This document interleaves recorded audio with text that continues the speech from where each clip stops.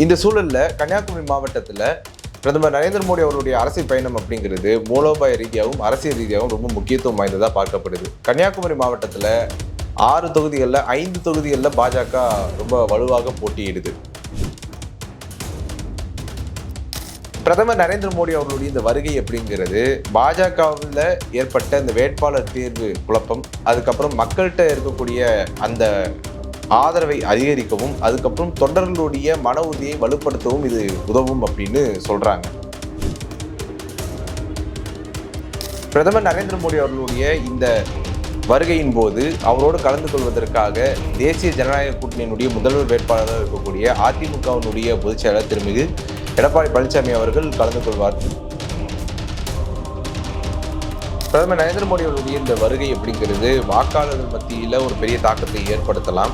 பிரதமர் நரேந்திர மோடி அவர்கள் மக்களோடு நேரடியாக தொடர்பு கொள்ளும்போது வாக்காளர்களுடைய மனநிலை இன்னும் மாறக்கூடிய நிலையை எட்டலாம் அப்படின்னு எதிர்பார்க்கப்படுகிறது. பிரதம மந்திரி கிசான் திட்டத்தின் ஊடாக விவசாயிகளுக்கு நேரடியாக பணப்பரிமாற்றம், அதுக்கப்புறம் அதன் ஊடாக புதிய நலத்திட்டங்கள் ஊடாக விவசாயிகளுக்கான ஆதரவு, இதையெல்லாம் பாஜக அரசு செஞ்சிருக்குது.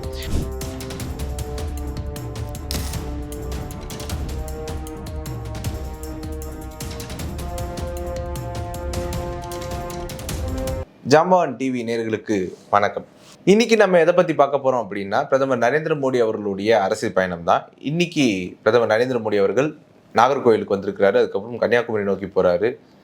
நம்ம எல்லாருக்கும் தெரியும் தமிழ்நாட்டினுடைய அரசியல் சூழல் எவ்வளவு தூரம் விறுவிறுப்பா போய்கிட்டு இருக்கு அப்படிங்கிறது நம்ம எல்லாருக்கும் தெரியும். சட்டமன்ற தேர்தலுக்கு இன்னும் 10 நாட்கள் தான் இருக்கக்கூடிய இந்த நிலையில பிரதமர் நரேந்திர மோடி அவர்களுடைய இந்த அரசியல் வருகை அப்படிங்கிறது ரொம்ப முக்கியத்துவம் வாய்ந்ததா இருக்குது.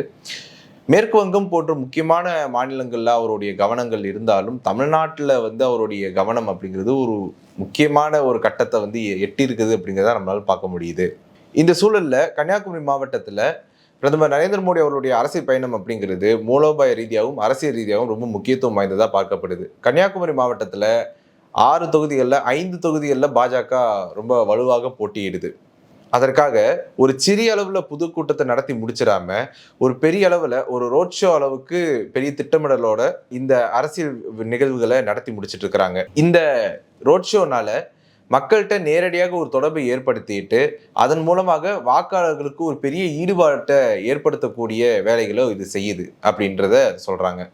பிரதமர் நரேந்திர மோடி அவர்களுடைய இந்த வருகை அப்படிங்கிறது பாஜகவில் ஏற்பட்ட இந்த வேட்பாளர் தேர்வு குழப்பம், அதுக்கப்புறம் மக்கள்கிட்ட இருக்கக்கூடிய அந்த ஆதரவை அதிகரிக்கவும், அதுக்கப்புறம் தொண்டர்களுடைய மன உறுதியை வலுப்படுத்தவும் இது உதவும் அப்படின்னு சொல்றாங்க.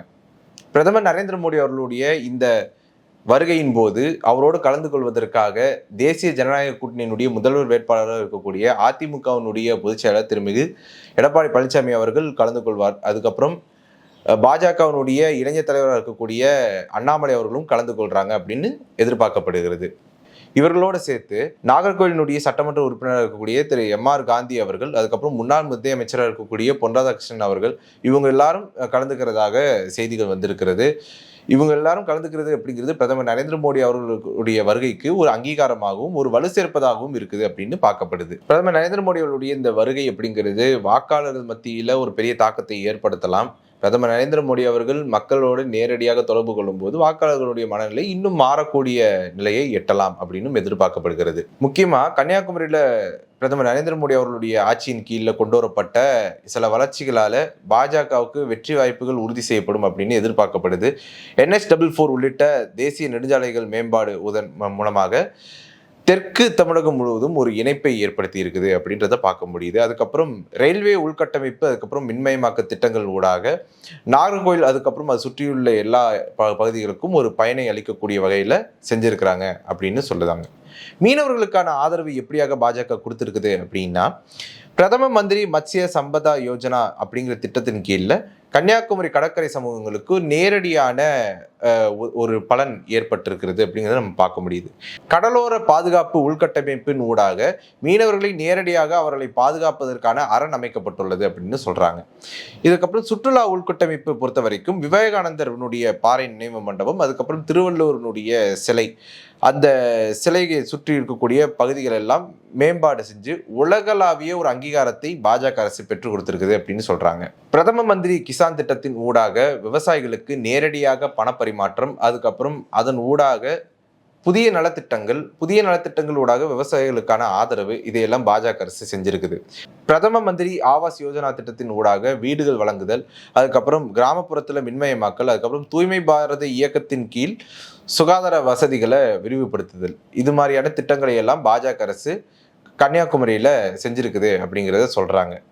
இந்தியாவினுடைய தென்கோடி முனையா இருக்கக்கூடிய கன்னியாகுமரி அப்படிங்கிறது பிரதமர் நரேந்திர மோடி அவருடைய ஆட்சி காலகட்டத்தில் ஒரு தேசிய முக்கியத்துவம் வாய்ந்ததாக கருதப்படுது. கன்னியாகுமரியில் இருக்கக்கூடிய ஆன்மீக சுற்றுலா மற்றும் அதை சுற்றி இருக்கக்கூடிய உள்கட்டமைப்புகள், முதலீடுகள், இதில் எந்த விஷயத்திலையுமே கன்னியாகுமரி ஓரங்கட்டப்படாம ஒரு தேசிய முக்கியத்துவம் வாய்ந்ததாக பாஜக மாற்றி இருக்கிறது.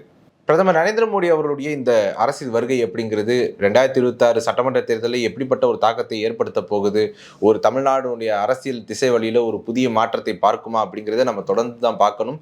தொடர்ந்து இது போன்ற அரசியல் சமூகம் சார்ந்த செய்திகளை தெரிந்து கொள்ள ஜாம்பவானோடு இணைந்திருங்கள். நன்றி, வணக்கம்.